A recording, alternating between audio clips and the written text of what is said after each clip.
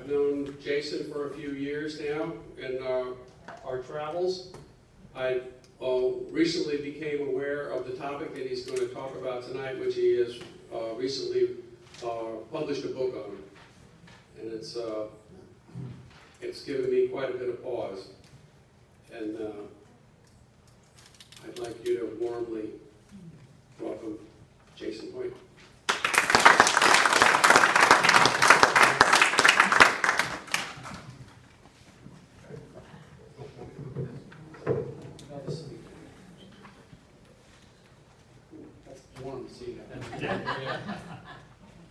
All right, thank you guys so much for having me tonight.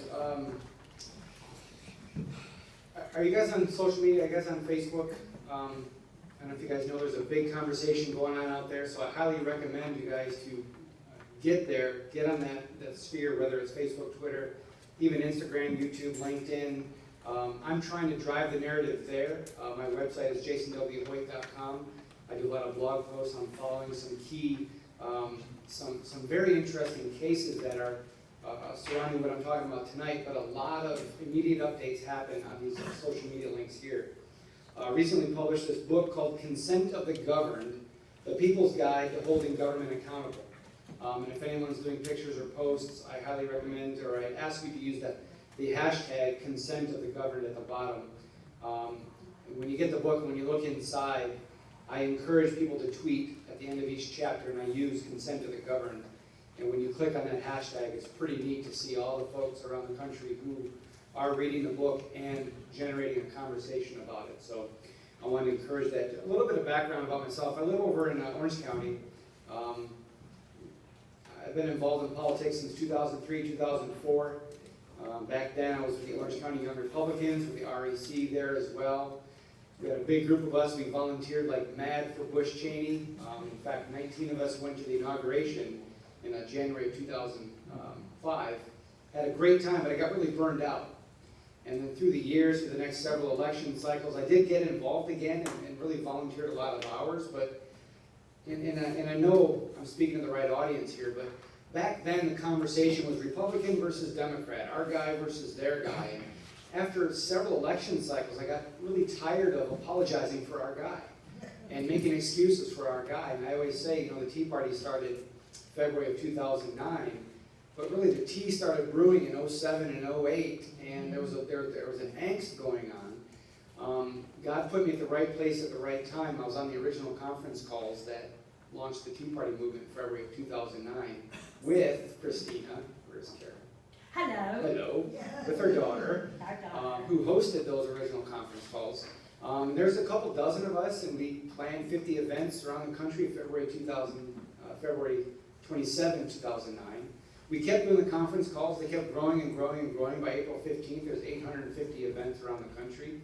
And I really enjoyed that, obviously, and since then, because it enabled me to step outside the old paradigm of Republican versus Democrat and stand next to a set of principles and values that will never let me down, that work every time they're implemented.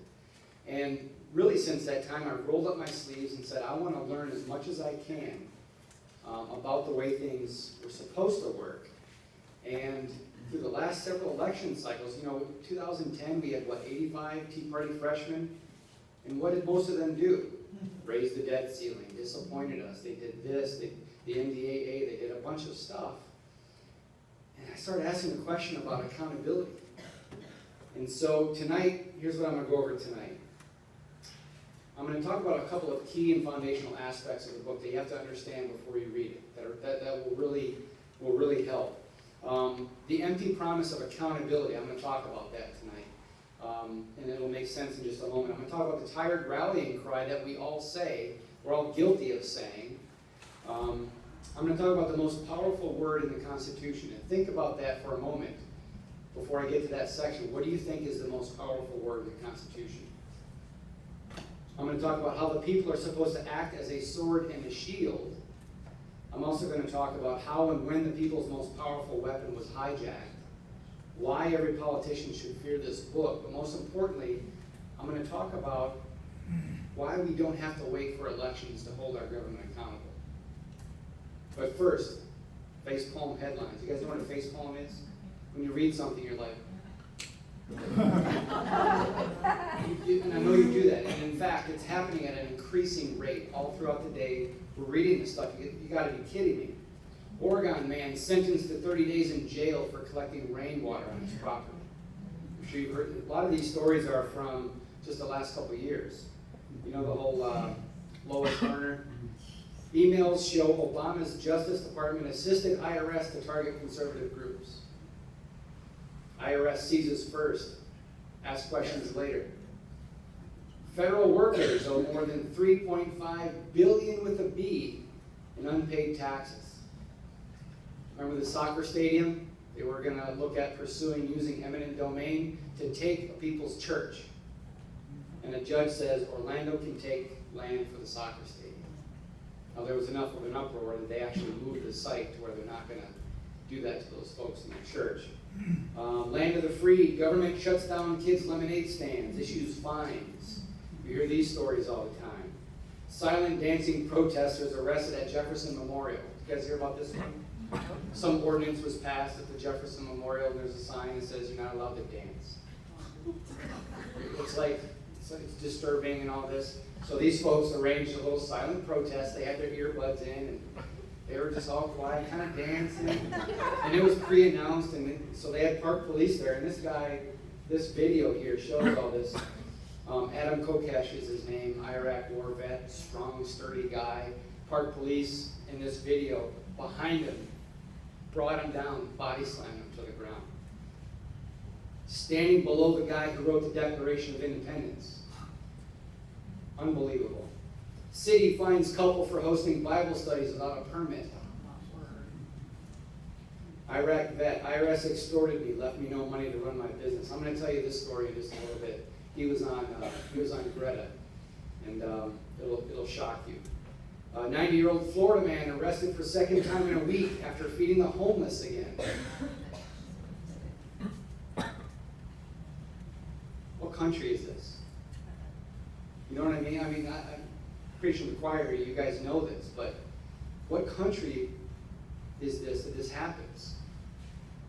A couple of key foundational aspects of the book. It took over a year and a half to write. It was a lot of research.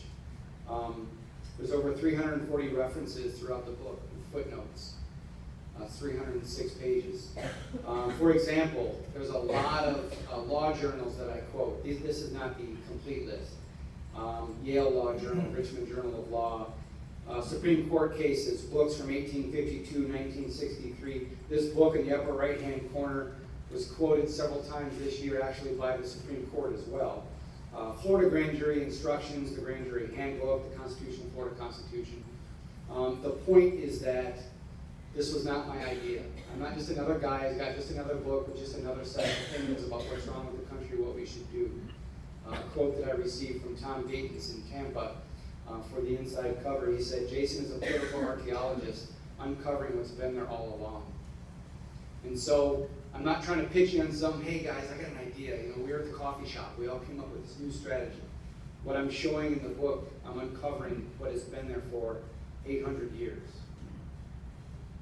And I initiated this book. I initiated this research. I wanted to do a deep dive on the word accountability. So what does accountability really mean? What does it mean to hold them accountable? You guys remember Stephen Miller, the IRS? You guys remember this guy? Yeah, I remember. Most people focus on Lois Lerner right now. But he was the first one to testify, and he was head of the IRS at the time.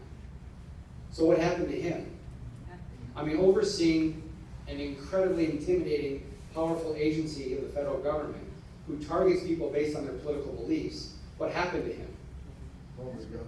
Obama fires IRS chief over inexcusable tax targeting scandal. Question. Is just firing a guy accountability? No. Not at all. But it gets worse. That same day, this was also posted. Fired IRS commissioner planned to leave post in June. This was 1 month earlier. So what happened to him? He retired a month early. Full pension benefits, all that. Is that accountability? No. So here's the tired rallying cry, and we're all guilty of saying it. We gotta hold them accountable. We gotta hold them accountable to their oath. We gotta hold them accountable to the Constitution. But when you ask most Tea Partiers, 9/12ers, and AFP and Freedom Works, when you look at all of our actions, you have to ask the question, how? How do we hold them accountable? And unfortunately, we've been trained to think that the only way to hold them accountable is by waiting for the next election. And we think maybe, just maybe, if we knock on enough doors and raise enough money, make enough phone calls, maybe, just maybe, our guy will get elected. And maybe, just maybe, if enough people do that around the country, maybe there'll be enough of them in DC or Tallahassee that maybe they'll get together and pass legislation to maybe give us our God-given rights back. Maybe. But after looking at what the founders did, severing the ties with the king, fighting the world's mightiest military in a multi-year war, winning that war, having a clean slate, having the ability to create a brand new, our own system of government, you can't convince me that they then created a system where the only way we can hold them accountable and the only way we can give our consent to the governed is by waiting every 2 years for the next election. So that's why I wanted to dig on the word accountability. What does it really mean? But does waiting for elections actually work? Approval rating of Congress 2014. I think this is high, but it says it's 15%. Their approval rating is 15%. But incumbents, what are their re-election rates? 2014, the U.S. House was 95%. So if everybody hates Congress, but most incumbents get re-elected, what gives? Is it the system? Is it, I mean, obviously it is. But is that accountability? So we've been trained to think we have to wait for the next election, but even that, in and of itself, doesn't work. So what if I was to tell you that we, the people, could operate on an official capacity outside the branches of government and provide our consent to the governed on a daily basis? What if I told you we, the people, could reach inside our government and root out corruption with indictments? Now we're getting serious, right? What if I told you that even the Supreme Court, as recent as 1992, said, in fact, the whole theory of its function is that it belongs to no branch of the institutional government, serving as a kind of buffer or referee between the government and the people. Now everyone's getting a little more intrigued here, right? What if I told you one of the most powerful tools that we the people can use to check and balance the government is already mentioned in the Constitution? So can you imagine that? How about this? You guys remember Jonathan Gruber? The Obamacare architect? He basically admitted to committing fraud to get Obamacare passed. Fraud consists of some deceitful practice or willful device resorted to with intent to deprive another of his right. And there's the definition there in Black's Law Dictionary. Some folks in a media company, I was on an email thread with them when the Gruber tapes came out, and they said, we're going to do a whole series of articles, and we're going to call for a special prosecutor to be assigned and investigate. It's like asking the king to investigate himself. It's asking the federal government to check and balance itself. That's not how the system is supposed to work. We're not supposed to sit there and please investigate yourself.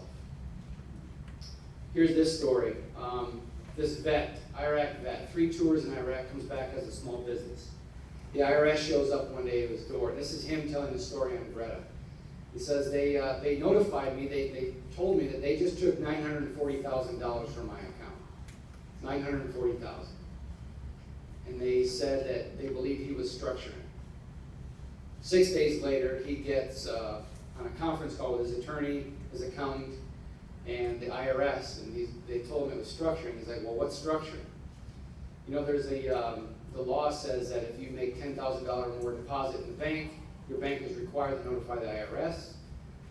I believe the structuring laws were created that if people make a series of cash deposits below $10,000, it looks suspicious in cash, that they have to notify the IRS as well. I think that was originally done to seize assets of like drug dealers and that kind of thing.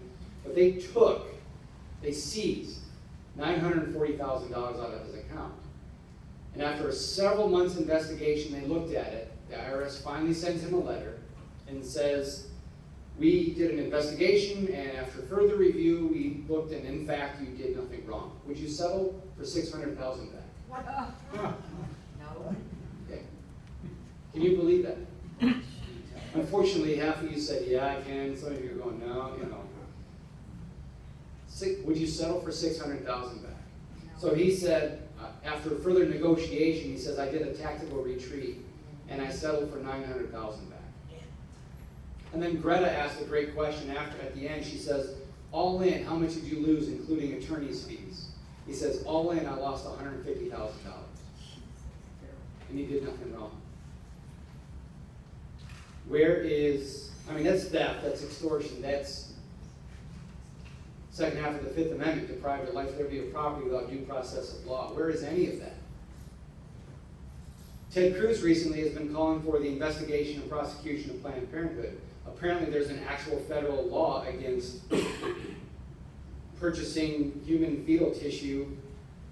There's a federal law today. So all these videos happen. There's an actual federal law against it. What gives? What's going on? Ted Cruz has been saying this during several debates. This particular snapshot was from Hannity in July. He's been saying it for a while. But he's also been saying he's calling for an investigation. Kind of that special prosecutor avenue. So doing the research, somebody asked me, hey, when was the last time you read the Fifth Amendment? All right, so here's the key. Doing this research, I wanted to look at words and dig and dissect and understand the meanings of words. And I said, how are they defined today? How are they defined 20, 50 years ago, 100, a couple hundred years ago? Looking at different sources. And looking how the definitions change over time. So in the Fifth Amendment, at the top, it says, no person shall be held to answer for a capital or otherwise infamous crime unless on a presentment or indictment of a grand jury. I think you guys are familiar with what a grand jury is. So here's some of the definitions. Again, I got Black's Law from the Magna Carta, from Wikipedia, from Cornell Law, Webster's 1828 dictionary, Webster's Today dictionary online.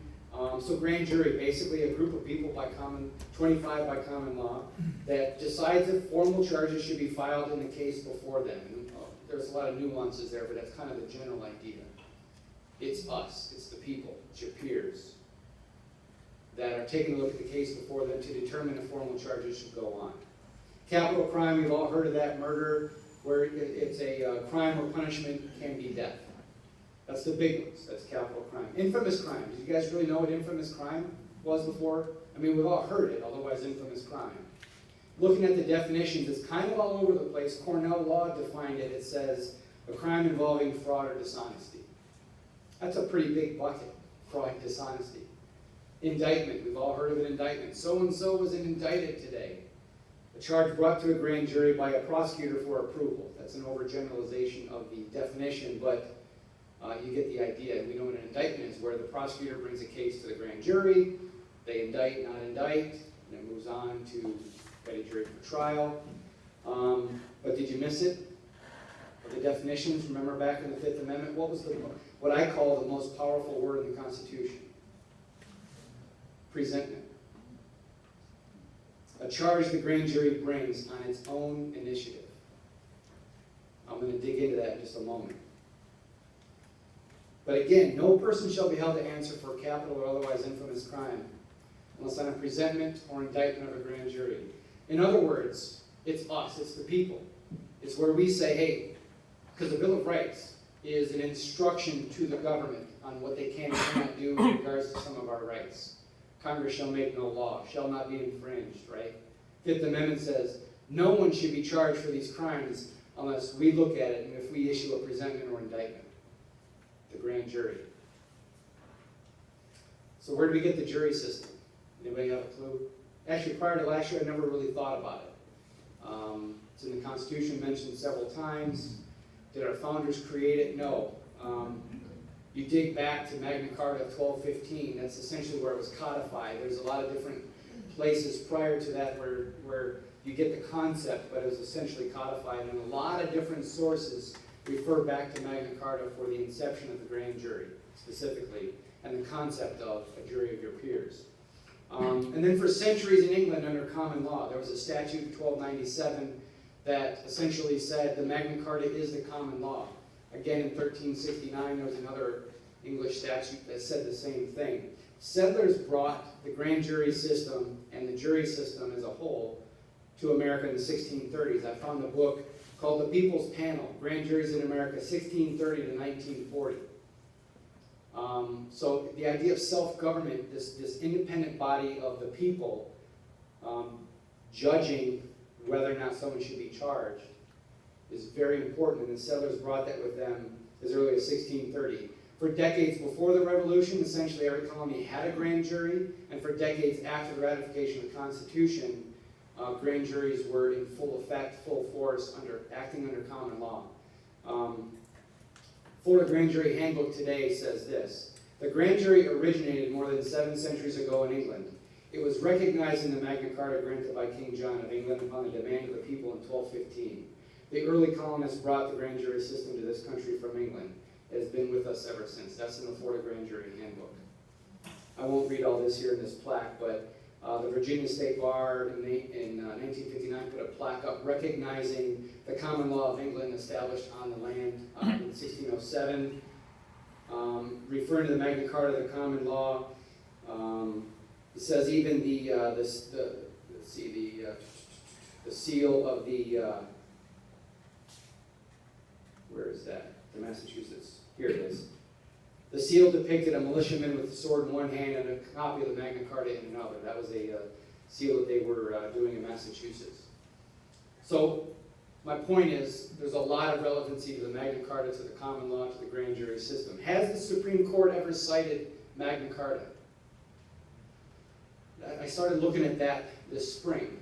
The American Bar Association says the Supreme Court first cited 1819, and they've cited it over 100 times. Now, they swore an oath to protect and defend the Constitution, but do they swear an oath to protect and defend the Magna Carta? Why would they cite it?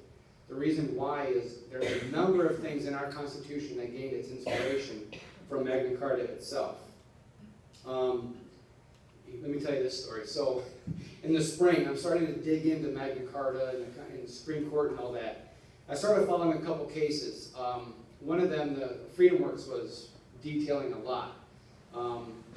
On June 15th this year, on the 800-year anniversary of Magna Carta, because that was June 15, 1215, the Supreme Court issued their opinion in a case and cited Magna Carta for its inspiration for the Due Process Clause.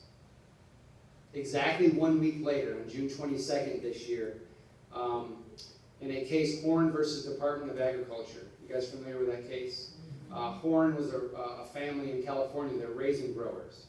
And apparently there's a Department of Agriculture program that's been around for 60-some years that says if you're in California and you're a raising grower, you have to give us a percentage of your crops every year to the Department of Agriculture, and we're going to sell them on the open market for you, and that profit we're going to give back to you, minus administration fees, of course.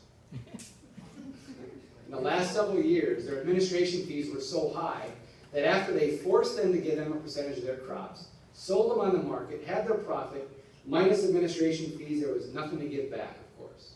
So the Horn family was large enough, they had a distribution network. They said, you know what? No thanks, we're not interested in your program. They would not give them a percentage of their crops. Department of Agriculture fined them hundreds of thousands of dollars. The Horn family took this all the way to the Supreme Court. June 22nd this year, the Supreme Court issued their opinion on the matter, 8-1. When was the last time you heard of a case 8-1? 8-1 in favor of the family.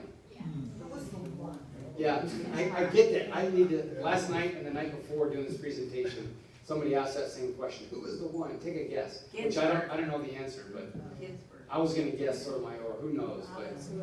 But I'm going to look that up because I get that question every time I do this. 8-1. And what did they cite as their reasoning? Because this issue is part of the takings clause. Part of the can't take property unless there's just compensation. Essentially, eminent domain for public use.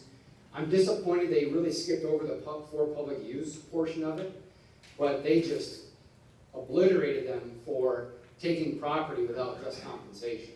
And they cited Magna Carta for inspiration. So nor shall private property be taken for public use without just compensation. That's the second half of the Fifth Amendment. Here's what it says in the Magna Carta. No constable or other bailiff of ours shall take corn or other provisions from anyone without immediately tendering money thereof. Magna Carta, 800 years earlier, in a document like the Constitution that the king agreed to put his seal on. He put himself under the law of the land, agreeing to its precepts.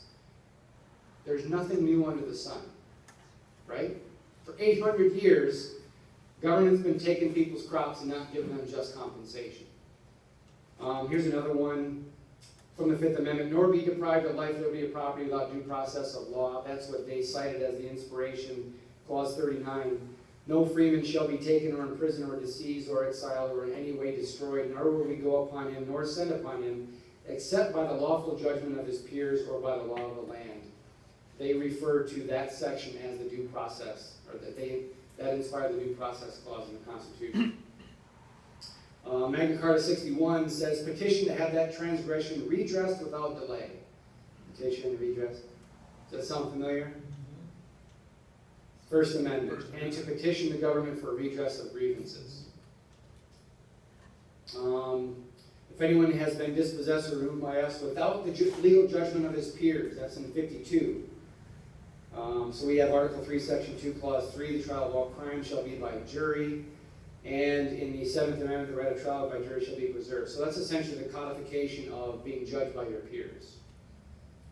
So the grand jury has been referenced throughout history as a shield and a sword. That's why I have that on the front of the book.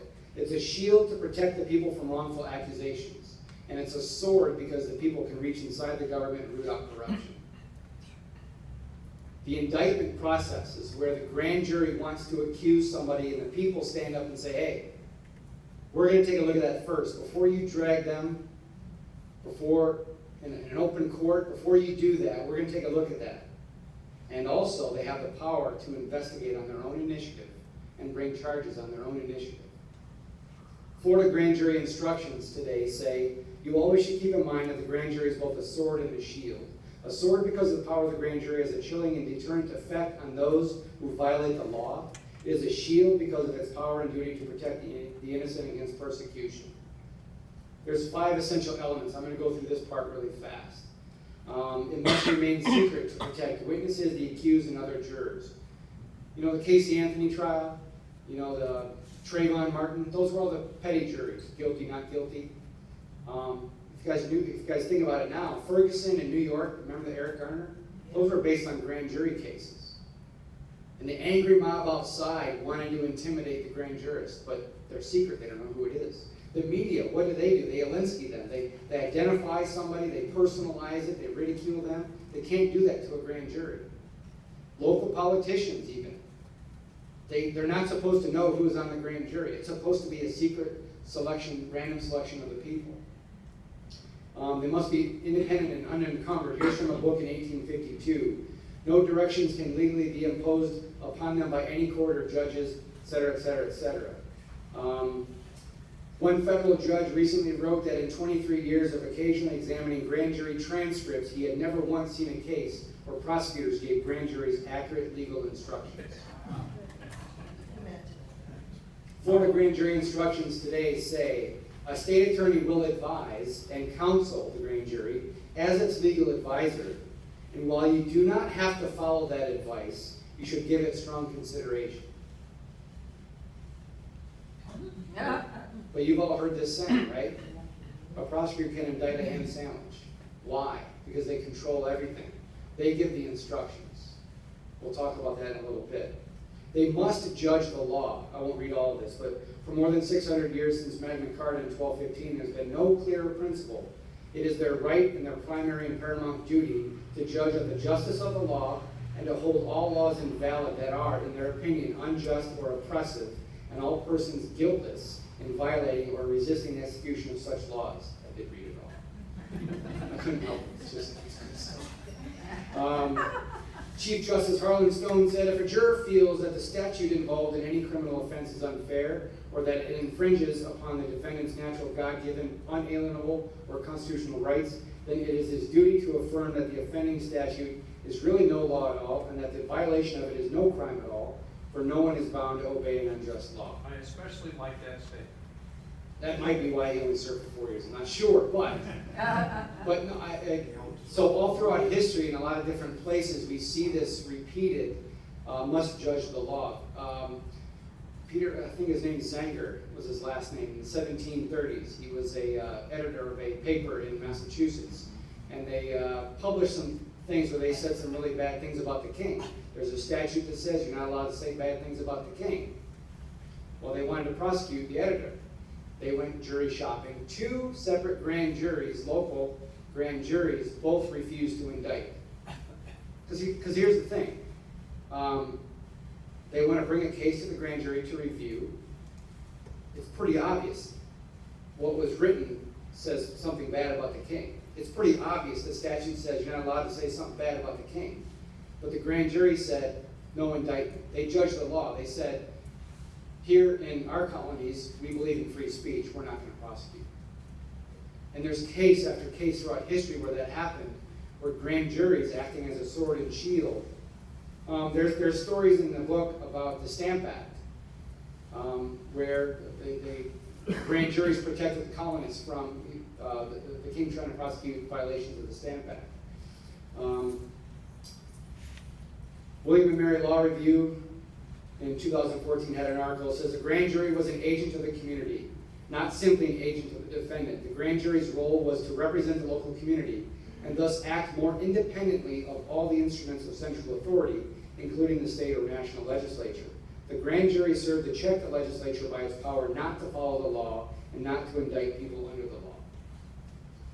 In today's Florida Grand Jury Handbook, talking about the grand jury must be accessible by the people, it says charges of crime may be brought to your attention by the court, by the state attorney, from your personal knowledge, or by private citizens who have a right to be heard by a grand jury. That's in the Florida Grand Jury Handbook today. So do you think you have access to your grand jury? Do you think if you're aware of criminal activity that you can go to them and say, especially if it's like the sheriff? Usually you would say, well, there's criminal activity, I'm going to go to the sheriff. Well, what if it's him? What if it's the clerk of court and it's the sheriff and they're all kind of in collusion on some issue? Who do you go to? You're supposed to have access to your grand jury. So some folks wanted to test that last year. They call it the envelope test. They picked 7 random counties. They put together an envelope inside an envelope to the clerk of court, care of the grand jury foreman, for their eyes only. They tracked the package, and long story short, I have it detailed in the book, but in all 7 cases, do you know how many of them actually got to the foreman? None. Right. In one of them, they tracked the mail, went to a lady at the clerk's office. They went and talked to her, and they said, "You remember this envelope?" She says, "Yeah." "What'd you do with it?" "I gave it to the clerk." Talked to the clerk. Clerk says, "Yeah, I didn't know what to do with it, so I gave it to the sheriff." They went to the sheriff's office. "What'd you do with that envelope?" "Well, we didn't know what it was. We gave it to the FPLE in Tallahassee." You're supposed to have access to your grand jury. Peers. Who are your peers? What are your peers? You guys know what that is, right? You ever heard, like in some health journal, there's some new peer-reviewed study on the heart, for example? When it's a peer-reviewed study, do you think that they go out there and, well, I'm going to have this study reviewed by a plumber, an accountant, and an airline pilot? Or no, a peer is somebody who is like you, has similar background, understands your circumstances. That's essentially what a peer is. There's a case I was following this past spring that I was late to this game, but there's a pastor, there's a minister who got in trouble with the IRS. He was paying his people as independent contractors. The IRS wanted him to pay them as employees. He owed a bunch of money. Long story, he served 10 years in jail. He got out last fall. While he was in, the government took his land and sold it at auction for back taxes and all that. And the guy's accountant sent a letter to the people who bought it, letting them know, hey, just so you know, you just bought some land in auction from the government. It involves this case here this guy's serving, and I think there's appeals or something. And the court didn't want him to do that. So when that pastor got out, he's here in Florida, when he got out, they arrested him for mail fraud, conspiracy to commit mail fraud, and contempt of court. So his trial for that was this spring. So I was following the story, and here's one of the reports. It says, on day 1 of the trial, the jury was selected. A Baptist minister was dismissed as a juror, and all the potential jurors were asked whether or not they served in the military or had military members in their family. It was all too obvious that the prosecution was hoping to select an uninformed, unsophisticated, and constitutionally ignorant jury they hoped to manipulate. So pop quiz. Where in the Constitution was the grand jury created? Pop quiz. If you remember. Nowhere. Oh, no. By the way, if anybody says we have constitutional rights, make sure they know that they're wrong. We don't have constitutional rights. We have natural God-given rights as protected by the Constitution. The Constitution is not for us. The Constitution is for the government. They swear an oath to protect and defend it. We, the people, wrote the Constitution, giving form to the government. Article 1, Section 1, the very beginning of the Florida Constitution, starts off really good. It says, all political power is inherent in the people.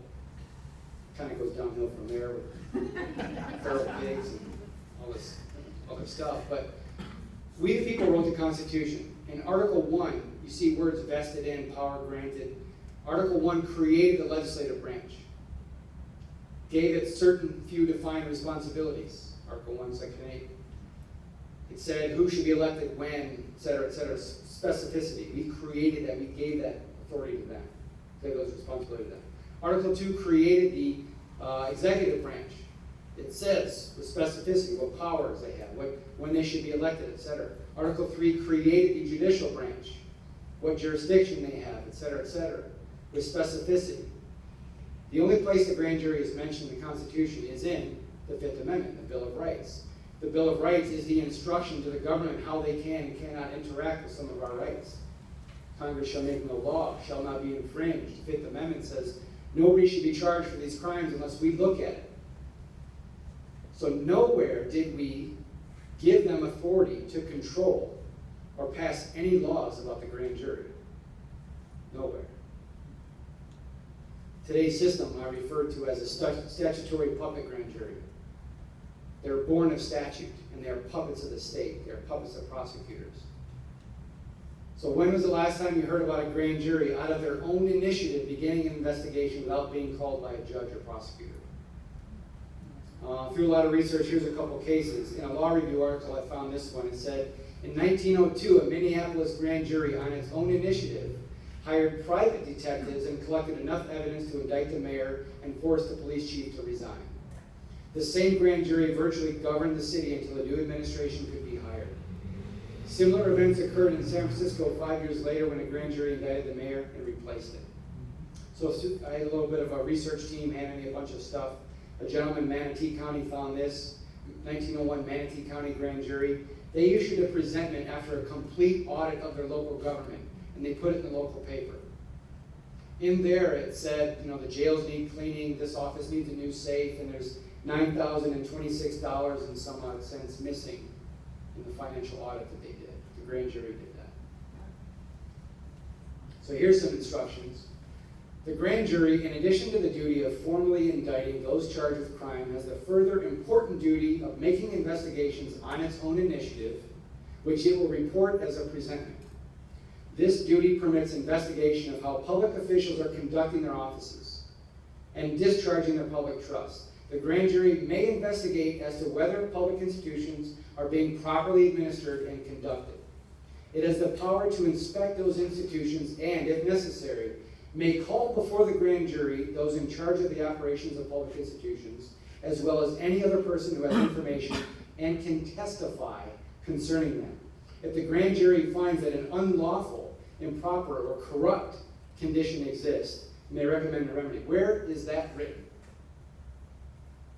That is written today in the Florida Grand Jury Handbook. Every county in Florida has a grand jury today. When someone is called for jury duty, and they select people for the jury, and it goes beyond 12, Florida statute is 21 on a grand jury, they're asked to serve for 6 months. There's a case I followed in another county where a gentleman was called for jury duty, asked to serve, and they told him, don't worry, we won't call you unless there's a murder. That was their instruction. Don't worry, we won't call you unless there's a murder. We won't call you, it's the indictment process, unless there's a murder, that's the capital crime. Ignoring fraud and dishonesty, and ignoring letting them know that they have the power to initiate investigations, that they have the instruction in the handbook to audit their local government from top to bottom and force any of them before them to testify and issue their findings in the paper, to look for unlawful, corrupt conditions and expose it. That's in the handbook today. So why aren't we doing that? What's that? I said, let's go. Let's do it! How many do we have? So I found this law review article, Yale Law Journal, Renee Leto. She now is an associate professor at George Washington University. She clerked in the Supreme Court, I forget which justice. This year I bought her textbook that she teamed up with a few people. This thing is this thick. It's the history of the common law. This paper is titled Reviving Federal Grand Jury Presentments. In '94, she said, at common law, the presentment function was at least as important as the indictment. Its inclusion in the Constitution shows its significance to the framers. For all practical purposes, the 1946 Federal Rules of Criminal Procedure have abolished the grand jury's presentment power. This law allegedly codified the existing common law practice respecting grand juries. But the rules essentially subject the presentment power to the discretion of the court. Rule 63 places great discretion in the hands of the judge and the prosecutor. According to the rules, the grand jury cannot make any disclosure, including a presentment, without court permission. At common law, no such permission was necessary. Rule 7, which governs indictment and information, makes no provision for presentments. The historical notes, so here's the 1946 Federal Rules of Criminal Procedure. Down here at the bottom, in the historical notes to the rule, it says, presentment is not included as an additional type of formal accusation, since presentments as a method of instituting prosecutions are obsolete. They just decided that. So what happened? They didn't amend the Constitution. It's still there in the Fifth Amendment. It's the supreme law of the land, and everybody swears an oath to protect and defend it. And it says nobody should be held to answer for these crimes unless on a presentment or indictment of a grand jury. It doesn't say anything about information, which, by the way, is a technical word where a sheriff can charge somebody and go around the grand jury, which, by the way, that's in the Florida Constitution, which runs counter to the Fifth Amendment of the United States supreme law of the land. That's an issue there. But presentments are not illegal. All they did was merely refer to them as obsolete in a footnote. That was the hijacking. So what does the Supreme Court say about the grand jury? In 1992, notice I didn't say 1804, 100, In 1992, there's a Supreme Court case, United States versus Williams. Scalia, writing for the majority, in a 6-3 opinion. Now, I'm not reading one sentence here that can be taken out of context. In the book, it's about 2.5 pages of quotes. He wrote paragraphs upon paragraphs of insight as to how independent the grand jury is supposed to be. Scalia said, the Supreme Court of the United States, in their opinion in this case, said, because the grand jury is an institution separate from the courts, over whose functioning the courts do not preside, we think it clear that as a general matter, at least no such supervisory judicial authority exists. He said, rooted in long centuries of Anglo-American history, the grand jury is mentioned in the Bill of Rights, but not in the body of the Constitution. It has not been textually assigned, therefore, to any of the branches described in the first 3 articles. It is a constitutional fixture in its own right. In fact, the whole theory of its function is that it belongs to no branch of the institutional government, serving as a kind of buffer or referee between the government and the people. Scalia said that. There's about 2.5 pages of more insight. Here's a bullet point summary of some key points that he said. Judges have very limited involvement with the grand jury. Even though the grand jury operates in the courthouse, they do not belong to the judicial branch. So why are individuals, business owners, and corporations prosecuted for fraud and bribery while the government is not? Good question. I think we kind of know the answer now. The people themselves have the power to open up and initiate investigations using the presentment power and to bring charges. But today, they're statutory puppet grand juries. People on a grand jury today have no clue they are a puppet and a weapon of the state. Here's a couple cases. How about bribery for the implementation of Common Core? There's some folks in Dixie County that wanted their local grand jury to investigate this. Race to the top. Federal dollars. Ooh, you can have federal dollars. Save your local budget for a couple of years. Buried in the details back then that Charlie Crist agreed to was, well, you have to accept Common Core when it comes out. That was in Race to the Top. The people in that community said, look, when that money runs out, we're going to have to pick up the tab. That's wrong. Bribery is an act of giving money or gifts that alters the behavior of the recipient.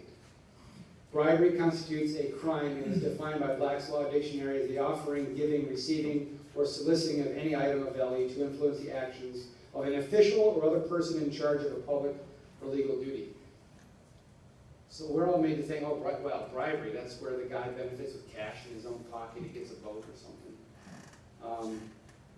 But what if people on a grand jury open up an investigation and charge a local school official, local school board, for example, as an institution, for bribery? And what if that case went to trial and they had an opportunity to defend themselves? And then the people on that petty jury found them guilty. That's consent to the government. That's self-rule. That's self-determination. That's the what if. I won't go into a lot of details here.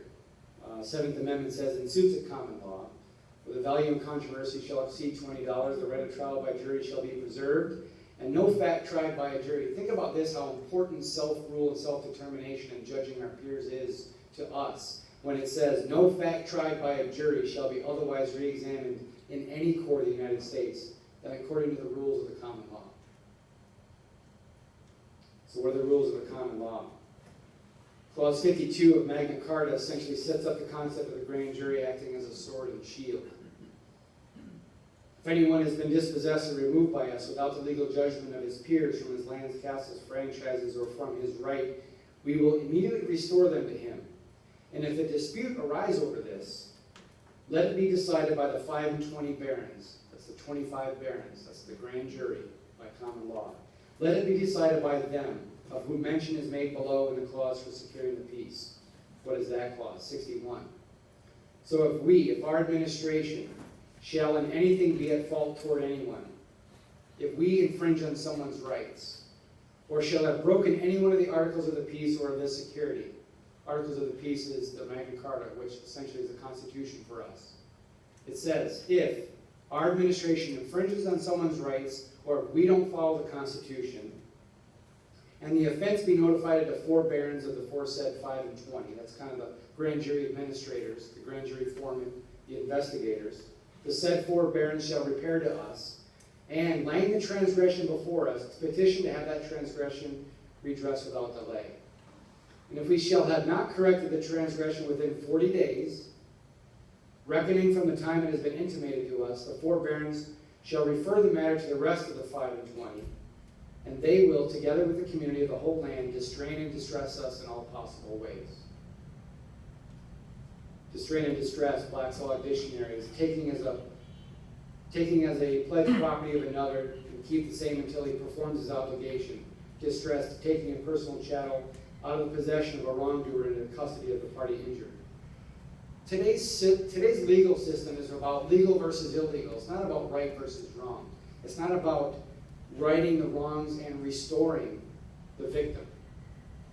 There was a study I have in the book from the Institute for Justice that said, the United States incarcerates a higher percentage per capita than anybody in the industrialized world. We have so many people in prisons. And it said 86% of them didn't involve a victim. 86%. You're accused of a crime. You're on trial. You could go to prison, and there's nobody standing there accusing you of a crime.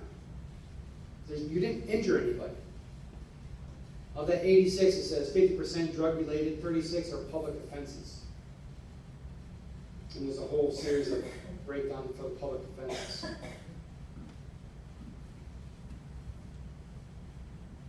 I've done a number of recent interviews explaining this stuff on a couple different shows, and I'm following some cases. If you're interested, you can text. My last name is 64600, and I can send you a link automatically to that. Tonight we discussed all these things you saw, and you discovered why we were never meant to just wait for elections to hold them accountable. Where with real teeth, real consequences, we can hold them accountable on a daily basis. Let's go into questions and answers right now. I don't know if you guys have heard about the story in Dixie County. I can go through all this, but it's pretty fascinating. You know what? I'll tell the story really fast. This guy here, Terry Trussell, was called for jury duty a year and a half ago. He goes into Dixie County, population 16,000. He goes in for jury duty. He makes it through the filter. He didn't wear his NRA hat that day. He didn't get it. But they kept going beyond the 12, and they kept going, and there's 21 people. He's like, why are there so many? They finally said, well, you guys are being asked to serve on the grand jury. You'll serve for the next 6 months, but don't worry, we won't call you unless there's a murder.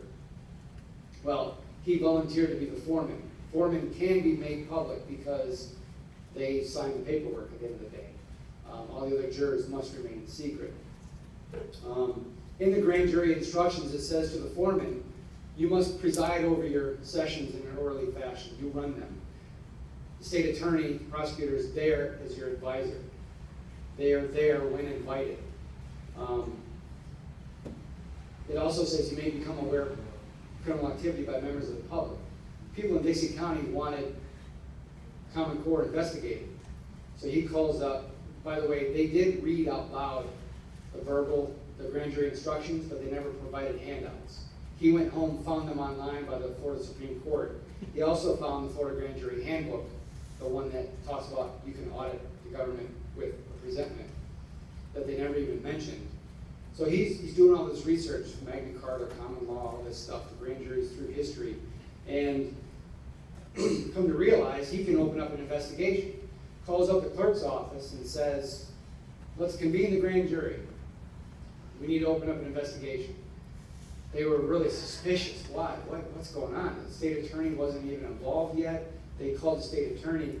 Terry says, I have to preside over them in an orderly fashion. I want a copy of the Constitution, the Florida Grand Jury Instructions, the Florida Grand Jury Handbook given to all the grand jurors before they come in. They all show up that day. None of them had any of that stuff. None of that happened.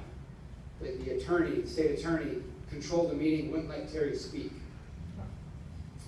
There's a quote from Terry that the state attorney told him, this is my meeting, this is my grand jury. There's a whole series of things that happened that he's like, wow, he has complete control over this place. I can't even get a word in. The instructions also say if there's a problem between the state attorney and the grand jury, to let the judge know. Terry wrote a long email or a long letter detailing all the things that went on. The judge, guess what? Did nothing. So Terry swore an oath to protect and defend the Constitution back in Vietnam. He did it again here. He wants justice. He wants this investigated. He understands his responsibility per the instructions he's given. So, according to the rules of the common law, and in the clauses of Magna Carta, it talks about how to assemble your grand jury, who brings them together. He calls a big town meeting. They announce it. People show up from everywhere.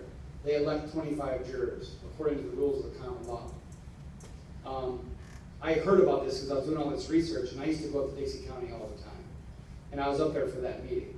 I wasn't selected as a juror, so when they deliberated, I don't know what evidence was heard. I don't know how they made the case, but the vote that came out of it, by the way, when they gathered, he was the foreman of the Dixie County Grand Jury. This group over here that met, they called themselves the People's Grand Jury under Common Law of Dixie County. The People's Grand Jury under Common Law of Dixie County. Different than the Dixie County Grand Jury. So what came out of that, they filed 2 presentments with the clerk of court on the record, August 15th, 4:30 p.m., stamped received by the clerk. Presentment number 1 charges state attorney with obstruction of justice and jury tampering. Makes sense. The second one charges the local school board, state board of education, Charlie Crist and Rick Scott with bribery for the implementation of Common Core. They wanted it investigated because of Race to the Top, obligating their county that when that Race to the Top federal money ran out, they were going to have to make up the difference, and they were upset by it. They just wanted it investigated. Those documents are still there. You can go to My Florida County. I have the document numbers in the book. You search for them on that day. Dixie County, there's only 6 documents. 2 of them are those presentments. Each one's 2 pages. When you click on them, 2 pages come up in a PDF with a cover page that says, these pages intentionally left blank. They've been like that since the beginning. So, a few days later, Terry gets a phone call from the FDLE. He's like, wow, finally somebody wants to investigate criminal activity in Dixie County. He meets with them, 2-hour meeting, interrogation. He comes to find out he's a target. A couple weeks later, they arrest him. He's charged with 14 counts of violating statute 843.0855 under color of law, simulating a legal process. Which I believe the history behind it, the series of statutes, is for people who impersonate a police officer, pull somebody over, and infringe on their rights, injure them, or whatever the case may be. But what is this case? A group of people peaceably assembled and petitioned the government for redress of grievances, filed paperwork with the clerk of courts that they buried and ignored and never acted on. And nobody was ever arrested or anything. No investigation was done. He faces 70 years in prison. His trial is set for January. So when he was arrested, 24 hours later, this guy's bond hearing, the judge sits down on closed circuit TV as Judge Hankinson, and he tells him, I've been assigned to this case by the governor. All right. 2 weeks later, at his arraignment, by this time, we had 30 people drove to Dixie County from throughout the state, sitting in the gallery. Dixie County is small. They don't have security at the courthouse. The only thing on the docket that day was Terry. We had 30 people there. The judge says, is Terry Trussell here? Terry stands up. He says, I'm here to speak in that matter. He says, are you Terry Trussell? Which he met him 2 weeks prior. He was assigned to the case. Terry used to be a bail bondsman, so he knows the deputies and all that. He starts talking, and the judge speaks over him and asks the courtroom again, is Terry Trussell here? He asks 2 more times. Judge is like, Judge, slams the gavel down.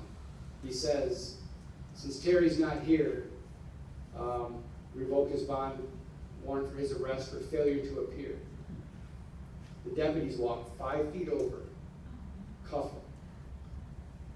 21 days in jail, including his 71st birthday. He was arrested for failure to appear at his arraignment. This was right before the election, by the way. What county was this? Dixie. So I have a chapter in the book called a case study in courage, the people of Dixie County. It details all this stuff. But what's crazy is it's people who peaceably assembled and petitioned the government for redress of grievances. They're trying to bury them. So this post here, by the way, I do a little radio show podcast that I do on my website. And I was there as media that day, and I had my awesome audio recorder, and I had it out, and the deputy comes over beforehand, and he says, you can't record, you have to get the judge's permission. I'm like, free press. I didn't want to get kicked out, so I put it away. And somebody came up to me afterwards and said, by the way, I saw the interaction, and I went ahead and recorded it. And gave me the audio file. So I have the audio, and you'll be blown away. At the end, Terry's like, when he slams the gavel down, Terry says, I object, Your Honor, I am here. What makes me the most mad are those deputies. Standing there like sheep. It's not like a busy day in Dixie County where they got to get them in and out. They could have said, hey, Judge, just so you know, let's let cooler heads prevail. So you know, the only guy standing who's 6'4" and bald, and the only one talking to you right now, that's Terry, But they didn't do that, of course. They got there, I'm just doing my job, prison guards in Auschwitz. Yeah. In the book, I actually said that same thing. I said, the picture I have in my mind is those henchmen. You know, the bodies lying, I'm just doing my job. You know, I was told to do that. Upper left-hand corner is 25 people filling out affidavits to what we witnessed that day. Dixie County, by the way, is the one that fought the ACLU, and you'll see in the upper right-hand corner, on the edge of that picture, they have the 10 Commandments in front of their courthouse. They fought the ACLU, and the ACLU backed off. Out of the blue, they had 1,500 people show up for a rally. So I know the people of Dixie County read the First Amendment. I hope they read the rest of it about peaceably assemble and petition the government. That's Terry. If he was standing, you'd probably recognize it, right? If he was talking. There's another case in Nebraska I won't go into that just happened recently. I flew out there to be a witness for that.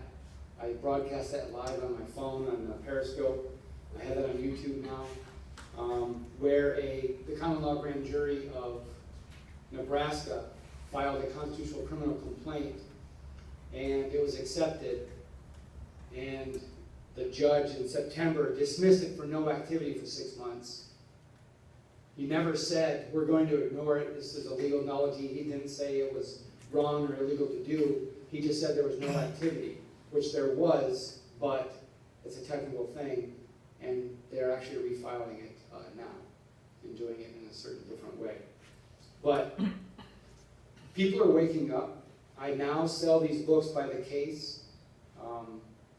Highlands County, for example, their group meets every Tuesday, and they have since purchased 4 cases of these books. They now meet also every Thursday, and they break in the book down into a 10 or 12-week course. So people are waking up and saying, look, this is the power we're supposed to have. Your grand jury in Lake County today has the power to audit your government from top to bottom. The handbook says it. The handbook says that you all have access to your local grand jury. You should be able to tell them and let them know what they should investigate. That's where I would begin. Here's another one. I'll close on this.